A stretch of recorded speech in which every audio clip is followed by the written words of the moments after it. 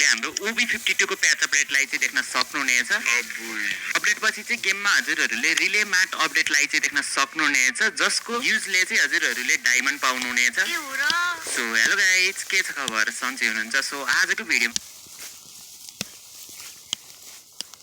पनि मैले हजुरहरूलाई फ्री फायरसित रिलेटेड थुप्रै इन्फर्मेसन चाहिँ दिनेछु, जस्तै कि नेक्स्ट गोल्ड रोयल र वेपन रोयल अपडेट, CS र्याङ्कमा आउने चेन्जेस, BR र्याङ्कमा आउने चेन्जेस, ट्रेनिङ ग्राउन्डमा आउने चेन्जेस, एन्जेलिकको अपडेट, भोलिदेखि स्टार्ट हुने जुजुत्सु काइसेनको इभेन्ट कसरी कम्प्लिट गर्ने, अपकमिङ कन्फर्म इभेन्ट्स र अरू पनि थुप्रै इन्फर्मेसनको बारेमा चाहिँ आजको यो भिडियोमा चाहिँ कुरा गर्नेछौँ। सो यो भिडियो चाहिँ स्किप नगरिकन इन्डसम्म चाहिँ हेर्नु होला। चलो भाइ, 14 जनवरी भोलिको दिनमा चाहिँ 10 बजेसम्म चाहिँ हजुरहरूले हाम्रो OB52 को प्याच अपडेटलाई चाहिँ देख्न सक्नुहुनेछ। त्यसपछि जुजुत्सु काइसेनको इभेन्ट पनि स्टार्ट हुनेछ, जसबाट चाहिँ हजुरहरूले युजी इतादोरीको बन्डल, सुकुनाको 10 वटा फ्री भाउचर र ब्याटल कार्ड चाहिँ एकदमै फ्रीमा पाउनुहुनेछ। गेममा चाहिँ हजुरहरूले जुजुत्सुसित रिलेटेड थुप्रै नयाँ एबिलिटिजलाई चाहिँ देख्न सक्नुहुनेछ। यो युज गर्नको लागि हजुरहरूले कर्स्ट इनर्जीलाई चाहिँ कलेक्ट गर्नुपर्ने हुन्छ। कर्स्ट इनर्जी कलेक्ट गर्नको लागि चाहिँ हजुरहरूले म्यापमा चाहिँ यस्तो ब्लू कलरको आइकनलाई चाहिँ देख्न सक्नुहुनेछ। त्यसको नजिक जाने बित्तिकै चाहिँ यो हजुरसित अटोमेटिक आफै आउनेछ। यो कलेक्ट भइसकेपछि चाहिँ हजुरहरूलाई आफूलाई मनपर्ने एबिलिटिजलाई चाहिँ अनलक गर्न सक्नुहुन्छ। अब यो एबिलिटिजहरूले कसरी कसरी काम गर्नेछ भनेर चाहिँ मैले हजुरहरूलाई देखाउनेछु। सुरुमा रहेको छ युजी इतादोरीको डाइभर्जन फ्री। यसले चाहिँ इनिमीलाई पन्च गर्न चाहिँ हेल्प गर्नेछ। स्क्रिनमा चाहिँ हेर्न सक्नुहुन्छ, यसले ग्लुवाल पनि फुटाल्नेछ। यो कुगिसाकीको ह्यामरले चाहिँ हजुरहरूले इनिमीलाई सिंगल शट चाहिँ हान्न सक्नुहुन्छ, त्यो पनि अनलिमिटेड। यसको पावरलाई बुस्ट गर्नको लागि चाहिँ हजुरहरूले अझै कस्ट इनर्जी चाहिँ इन्भेस्ट गर्नुपर्ने हुन्छ। गोजोको हलो पर्पलले चाहिँ एउटा यस्तो टाइपको बल बनाउनेछ, त्यो चाहिँ अगाडिपट्टि चाहिँ जानेछ। यदि त्यहाँ कोही अगाडि इनिमी छ भने ड्यामेज दिनेछ र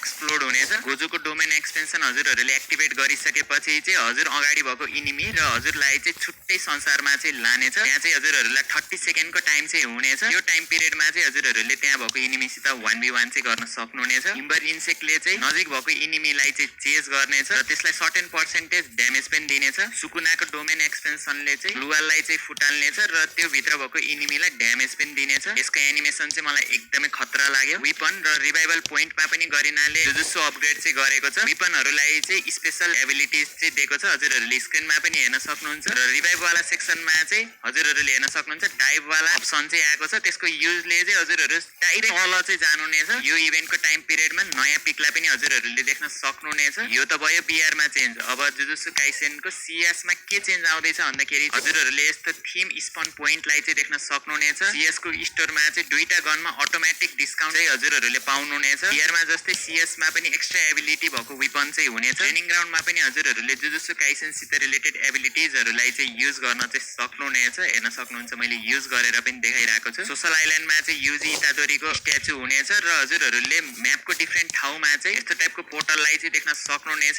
यसभित्र गइसकेपछि चाहिँ हजुरहरू छुट्टै संसारमा चाहिँ जानुहुनेछ। यो चाहिँ केही टाइमको लागि मात्र हुनेछ। यहाँभित्र हजुरहरूले अरू इनिमीसित फाइट गर्न पनि मिल्दैन। यो चाहिँ लगभग 30 सेकेन्ड जति चाहिँ हजुरहरू यहाँ बस्न पाउनुहुन्छ। यो सिटीलाई एक्सप्लोर गर्न चाहिँ पाउनुहुनेछ। हेर्न सक्नुहुन्छ, एकदमै बब्बाल चाहिँ देखिरहेको छ। म्यापमा चाहिँ हजुरहरूले अल्ट्रा एयर ड्रपलाई चाहिँ देख्न सक्नुहुनेछ, जसबाट चाहिँ हजुरहरूले अल्ट्रा भेस्ट र अल्ट्रा हेलमेट चाहिँ पाउनुहुनेछ। र यसबाट हजुरहरूले आफ्नो टिममेटलाई रिभाइभ पनि गर्न सक्नुहुन्छ। ल्यास स्क्वाडमा पनि एकदमै मेजर अपडेट चाहिँ आउँदैछ। साइबर एयर ड्रपमा चाहिँ हजुरहरूले दुईटा क्याप्चर स्टेजलाई चाहिँ देख्न सक्नुहुनेछ। फर्स्ट स्टेजमा चाहिँ हजुरहरूले जो प्लेयर पनि त्यहाँ भित्र हुन्छ त्यसले रिवार्ड्स पाउनुहुनेछ। स्टेज 2 मा चाहिँ त्यहाँ भएको लुट्नको लागि चाहिँ हजुरहरूले त्यहाँ भएको इनिमीसित फाइट चाहिँ जित्नु पर्ने हुन्छ। CS स्टोरमा चाहिँ हजुरहरूले अटोमेटिकल्ली दुईटा वेपनहरूमा चाहिँ डिस्काउन्ट पाउनुहुनेछ, जुन चाहिँ मैले हजुरहरूलाई अघि पनि भनिसकेँ। सेन्सिटिभिटी मागेर हैरान पार्ने प्लेयरहरूलाई चाहिँ एकदमै गुड न्युज रहेको छ। HUD मा चाहिँ एउटा नयाँ सेटिङ चाहिँ आउँदैछ, जसको युजले चाहिँ हजुरहरूले आफ्नो फेभरेट क्रिएटरको सेन्सिटिभिटी HUD सबै एक्ज्याक्ट सेम चाहिँ गराउन मिल्नेछ। त्यसको लागि चाहिँ हजुरहरूले आफ्नो मनपर्ने क्रिएटरसित HUD को कोड चाहिँ माग्नुपर्ने हुन्छ र देखाएको स्क्रिनमा गएर हालिसकेपछि same to same HUD sensitivity सबै कपी चाहिँ हुनेछ। अब चाहिँ मैले हजुरहरूलाई जुजुत्सु काइसेनमा पाउने सबै फ्री रिवार्ड्सहरू चाहिँ देखाउनेछु। प्रिभियस भिडियोमा चाहिँ मैले हजुरहरूलाई इभेन्ट कसरी कम्प्लिट गर्ने भनेर सिकाइसकेको छु। सो मेरो प्रिभियस भिडियो गएर चाहिँ हेर्नु होला।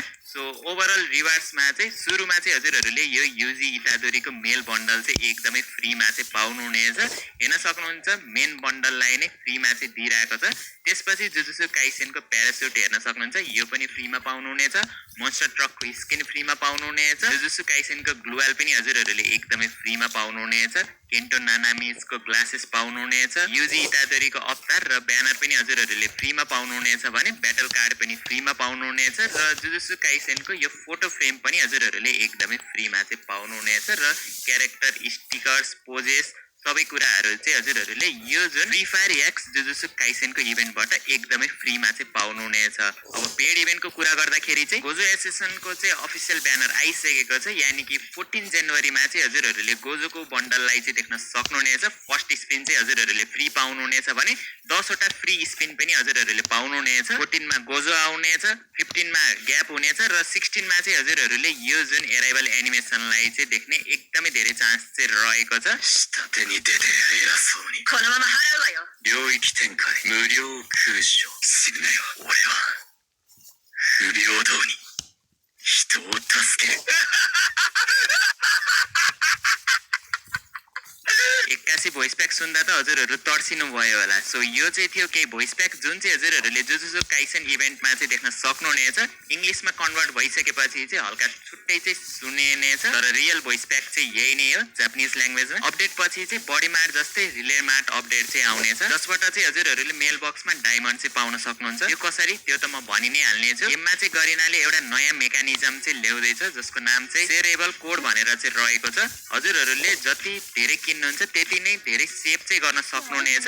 यसमा चाहिँ 3टा डिस्काउन्ट टायर चाहिँ हुनेछ। यसमा जुन सेयरेबल कोड मेकानिजम हुन्छ त्यसले कसरी काम गर्नेछ भन्दाखेरि चाहिँ सपोज हजुरहरूले केही आइटम पर्चेस गर्नुभयो, पर्चेस गरिसकेपछि चाहिँ हजुरहरूले सर्टेन पर्सेन्टेज डिस्काउन्ट त पाउनुहुन्छ नै। त्यसपछि चाहिँ हजुरहरूले एउटा युनिक कोड पनि पाउनुहुनेछ। यदि त्यो युनिक कोड युज गरेर हजुरहरूको साथीले रिले मार्टबाट केही कुराहरू पर्चेस गर्छ भने हजुरहरूको साथीले त डिस्काउन्ट पायो, हजुरहरूले चाहिँ एज अ रिफरल डायमन्ड चाहिँ हजुरहरूले मेल बक्समा चाहिँ पाउन सक्नुहुन्छ, अथवा हजुरहरूले केही आइटम पर्चेस गर्दाखेरि अझै नै धेरै डिस्काउन्ट चाहिँ पाउन सक्नुहुनेछ। यसको मतलब यो हो कि गरिनाले हामीलाई लुट्नको लागि अझै एउटा नयाँ तरिका चाहिँ खोजेको छ। ट्रेनिङ ग्राउन्डमा चाहिँ मैले सोचेको अपडेट चाहिँ आएको छ।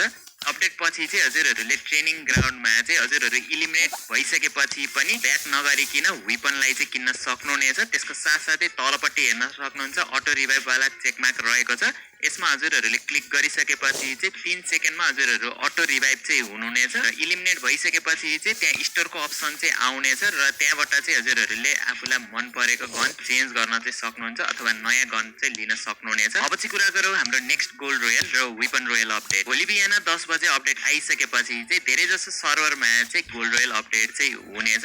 अब हाम्रो सर्भरको लागि त एकदमै धेरै टाइम रहेको छ गोल्ड रोयल अपडेट हुनको लागि। ताइवान सर्भरको लागि चाहिँ यो जुन मोनो बन्डल रहेको छ यो चाहिँ फिक्स भइसकेको छ as a next gold royal.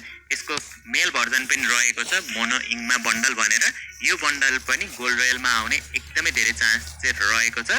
यो दुईटा बन्डल नै एकदमै ओपी रहेको छ। यदि यो दुईटा बन्डल मध्ये कुनै पनि बन्डल गोल्ड रोयलमा आएन भने चाहिँ हजुरहरूले यो 8 बिट आउट बन्डल भनेर हेर्न सक्नुहुन्छ। यसको चान्स पनि एकदमै धेरै रहेको छ। भोलि 10 बजेसम्म चाहिँ हजुरहरूले वेपन रोयलमा अपडेट पनि देख्न सक्नुहुनेछ। यो जुन स्कार रहेको छ स्याडो अफ स्क्यार्स भनेर, सो यो एज अ वेपन रोयल आउने एकदमै धेरै चान्स चाहिँ रहेको छ।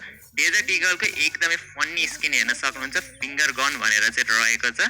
हातलाई नै गन चाहिँ बनाएको छ, कुन चाहिँ मुभीमा हो मैले देखेको थिएँ।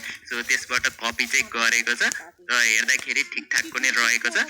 यो जुन स्कार स्याडो अफ स्कार रहेको छ यो चाहिँ नेक्स्ट वेपन रोयलमा आउन सक्छ। यदि आएन भने मैले हजुरहरूलाई ब्रोडकास्ट च्यानलमा चाहिँ कन्फर्म ब्यानर चाहिँ राखिदिनेछु भोलि बिहान 10 बजेसम्म कुन चाहिँ नयाँ वेपन रोयल आउँछ भनेर। यो थम्सनको चान्स पनि रहेको छ, भेक्टरको चान्स पनि रहेको छ। अझै कुनै अफिसियल ब्यानर आएको छैन, त्यही भएर मैले हजुरहरूलाई 100% यही नै वेपन रोयल आउँछ भनेर भन्न त सक्दिनँ। अनि पछि यो अपडेटमा चाहिँ धेरैजनाले एन्जेलिक इभेन्टको लागि वेट गरेर बसिराख्नु भएको थियो। सो अब यो अपडेटमा त आएन, मेबी नेक्स्ट अपडेटमा चाहिँ हजुरहरूले एन्जेलिकसित रिलेटेड इभेन्टलाई चाहिँ देख्न सक्नुहुन्छ होला। सो अहिलेको लागि म केही बोल्दिनँ, लिक्स आइसकेपछि मात्र हजुरहरूलाई सेयर गर्नेछु। सो आजको भिडियो चाहिँ यति नै। फेरि भेट्नेछ हामी अर्को नयाँ भिडियोमा। Till the next video, take care, good by.